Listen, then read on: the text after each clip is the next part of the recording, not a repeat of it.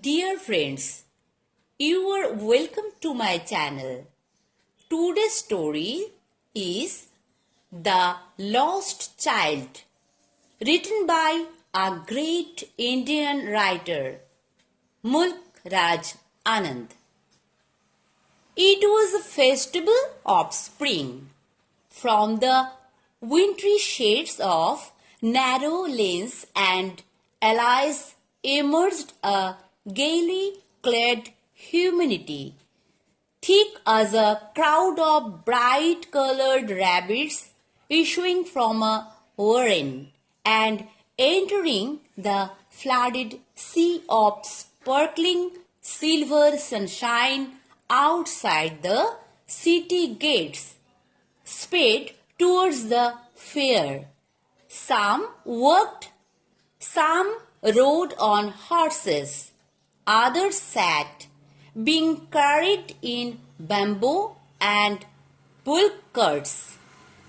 One little boy ran between his parents' legs, brimming over with life and laughter as the joyous, smiling morning, with its open greetings and unashamed invitations to come away into the fields full of flowers and songs. "Come, child, come," called his parents as he lagged behind, arrested by the toys in the shops that lined the way. He hurried towards his parents, his feet obedient to their call, his eyes still lingering on the receding toys. As he came to where they had stopped to wait for him, he could not suppress the desire of his heart, even though he well knew the old cold stare of refusal in their eyes. "I want the toy," he pleaded. His father looked at him red-eyed in his familiar tyrant's way. His mother, melted by the free spirit of the day, was tender and giving him her finger to catch, said, "Look, child, what is before you?" The faint disgust of the child's unfulfilled desire had hardly been quelled in the heavy, pouting sob of a breath, "Mother!" when the pleasure of what was before him filled his eager eyes. They had left the dusty road on which they had walked so far to wend its weary way circuitously to the north and had entered a footpath in a field. It was a flowering mustard field, pale, pale, like melting gold, as it swept across miles and miles of even land, a river of yellow light, ebbing and falling with each fresh eddy of wild wind, and stirring at places into broad, rich tributary streams, yet running in a constant sunny sweep towards the distance mirage of an ocean of silver light.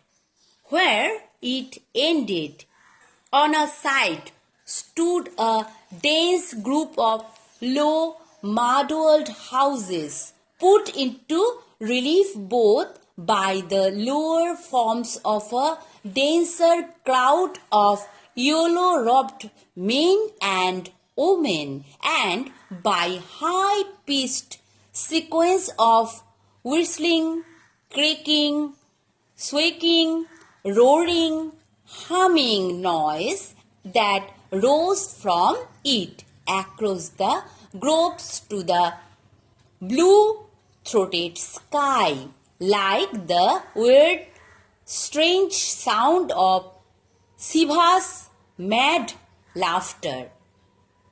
The child looked up to his father and mother, shattered it with the shrill joy and wonder of this vast glory and feeling that they too owed the evidence of this pure delight in their faces, left the footpath and plugged headlong into the field.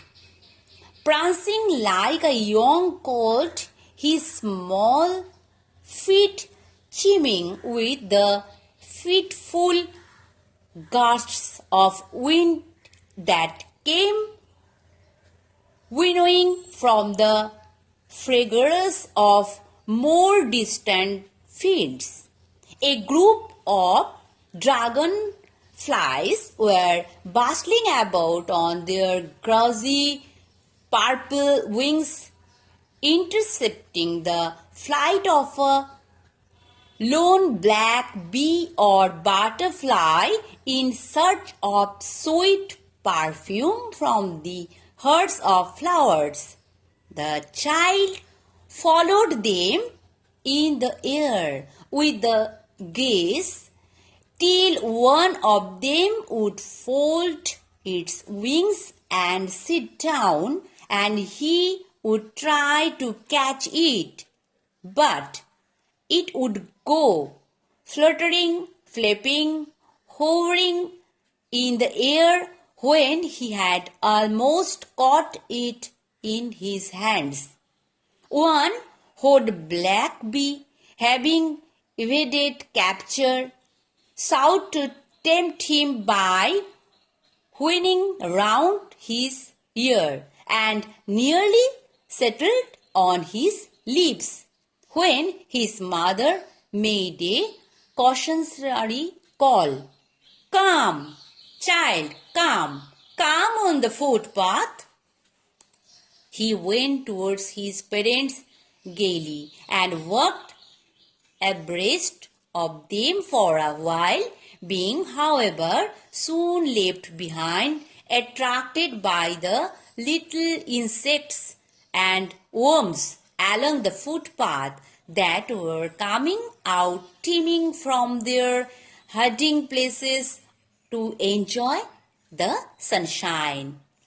"Come, child, come," his parents called from the shade of a grove where they had seated themselves on the edge of a well. He ran towards them.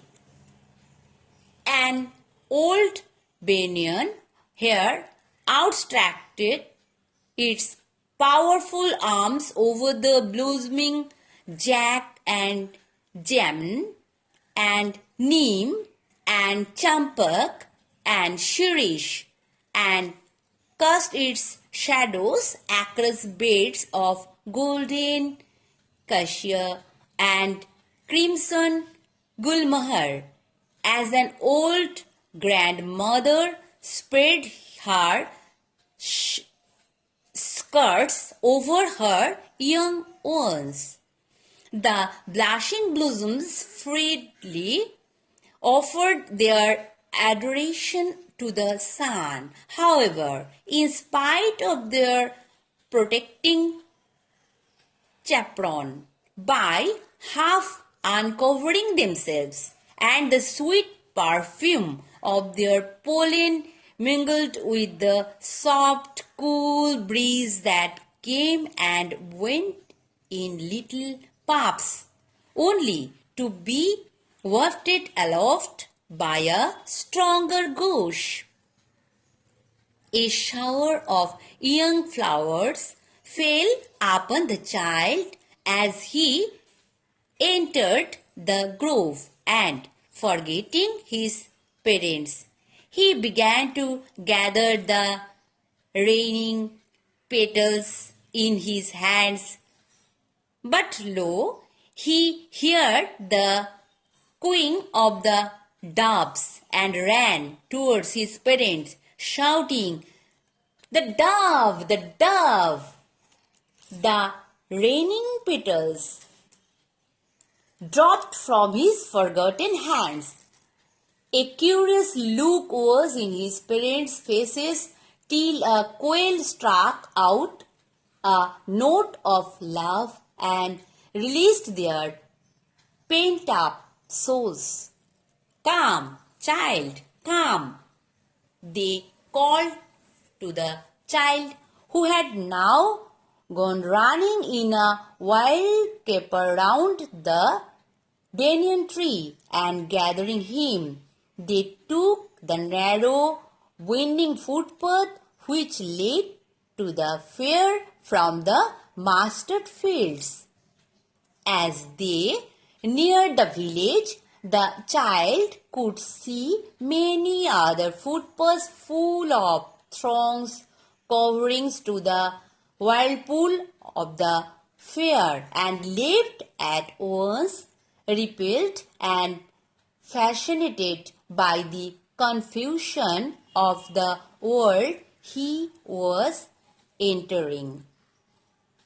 A sweetmeat seller hawked gulab jamun, rasagulla, barfi, jalebi at the corner of the entrance, and a crowd pressed round his counter at the foot of an architecture of many colored sweets, decorated with leaves of silver and gold. The child started open-eyed, and his mouth watered for the barfi that was his favorite sweet. "I want that barfi," he slowly murmured, but he half knew as he made the request that it would not be heeded, because his parents would say he was greedy. So, without waiting for an answer, he moved on. A flower seller hawked, "A garland of gulmohar, a garland of gulmohar." The child seemed irresistibly drawn by the implacable sweetness of the scents that came floating on the wings of the laggard air. He went towards the basket where the flowers laid heaped, and half murmured, "I want that garland." But he well knew his parents would refuse to buy him these flowers, because they would say they were cheap. So, without waiting for an answer, he moved on. A man stood holding a pole with yellow, red, green and purple balloons flying from it. The child was simply carried away by the rainbow glory of their silken colors, and he was possessed by an overwhelming desire to possess them all. But he well knew his parents would never buy him the balloons, because they would say he was too old to play with such toys. So he walked on further. A juggler stood playing a flute to a snake which coiled itself in a basket, its head raised in a graceful bend like the neck of a swan, while the music stole into its invisible ears like the gentle rippling of a miniature waterfall. The child went towards the juggler, but knowing his parents had forbidden him to hear such coarse music as the juggler's plays, he proceeded further. There was a roundabout in full swing. Men, women, and children carried in a whistling motion, shaked and cried with dizzy laughter. The child watched them intently, going round and round.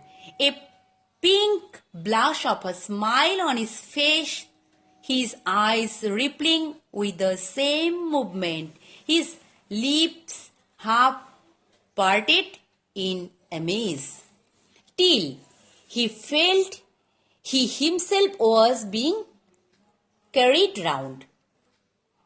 The ring seemed to go fiercely at first. Then, gradually, it began to move less fast. Presently, the child wrapped his finger in his mouth, beheld it stop. This time, before his overpowering laugh of his anticipated sensation of movement had been chilled by the fact of their parents' eternal denial, he made a bold request. I want to go on the roundabout. Please, father, mother. There was no reply. He turned to look at his parents. They were not there ahead of him. He turned to look on the side. They were not there. He looked behind. There was no sign of them.